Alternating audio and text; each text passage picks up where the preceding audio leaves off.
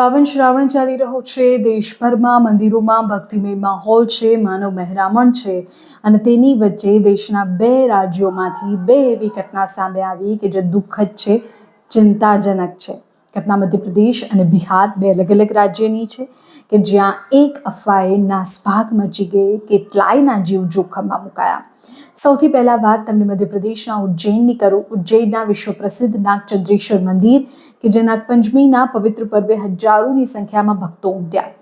દર્શનની લાઈન વચ્ચે અચાનક જ કરંટ લાગવાની એક એવી અફવા ફેલાય કે જોતામાં મંદિરમાં ભારે નાસભાગ મચી ગઈ, અફરાતફરી મચી ગઈ. તમને કહી દઉં કે આ ઉજ્જૈનનું નાગચંદ્રેશ્વર મંદિર એ મહાકાલેશ્વર મંદિર પરિસરમાં 3જા માળે આવેલું છે.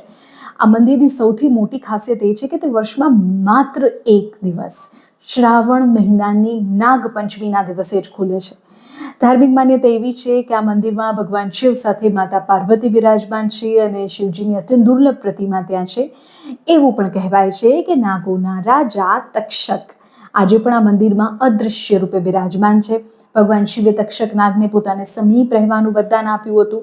તક્ષક નાગ શિવજીની ધ્યાનમાં લીન રહે છે અને તેમના ધ્યાનમાં કોઈ વિઘ્ન ન પડે તેના માટે વર્ષના 364 દિવસ આ મંદિરના દ્વાર બંધ રહે છે. માત્ર એક નાગપંચમીના દિવસે ભક્તોને દર્શનનો લાભ મળે છે. એટલે વિચારો કે એક જ દિવસ મંદિર ખુલતું હોય તો માનવ મહેરામણ તો કેટલું હોય, લોકોની આસ્થા કેટલી હોય એ સ્થાન પ્રત્યે. બીજી આવી જ હૃદયદ્રાવક ઘટના એક બિહારના લખીસરાયમાંથી સામે આવી, જ્યાં પ્રાચીન અશોકધામ મંદિર છે, નાસભાગ બચી અને 7 મહિલા શ્રદ્ધાળુઓના કરુણ મોતની વિગતો જ્યારે વિડીયો રેકોર્ડ કરી રહી છું ત્યારે મળી રહી છે. 12થી વધુ ઇજાગ્રસ્ત હોવાની પણ જાણકારી છે. ઉત્તર ભારતમાં શ્રાવણ માસનો 3જો સોમવાર છે આજે. એટલે વહેલી સવારથી જ અશોકધામ મંદિરમાં શિવજીના જળાભિષેક માટે 50,000થી વધુ ભક્તોની ભીડ જમા થઈ ગઈ.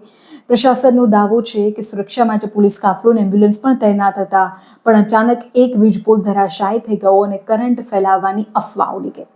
2 જ મિનિટ અને એવી અફરાતફરી કે લોકો પોતાનો જીવ બચાવવા એકબીજા ઉપર દોડવા લાગ્યા, જેમાં અનેક શ્રદ્ધાળુઓ દબાઈ ગયા. સ્થાનિક લોકો તાત્કાલિક મદદે પહોંચ્યા અને જે દબાયેલા હતા તેઓને તાત્કાલિક બહાર કાઢ્યા. પ્રશાસનની મદદથી ઇજાગ્રસ્તોને હોસ્પિટલ ખસેડવામાં આવ્યા. માત્ર એક અફવા અને 2 ચિંતાજનક ઘટના. તહેવારનો સમય છે, સૌ કોઈને દર્શન કરવા છે. અફવાઓથી બચે, પ્રશાસનને, સ્થાનિક તંત્રને સહયોગ કરીએ, સૌ સાથે મળીને આ પાવન શ્રાવણની ભક્તિમય માહોલમાં, ભક્તિની આ યાત્રામાં આગળ વધીએ.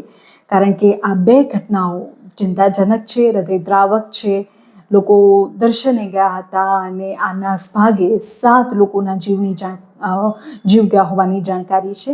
એટલે થોડો સંયમ રાખીએ અને સૌ સાથે મળીને દર્શન કરીએ, એ જ દાવા છે.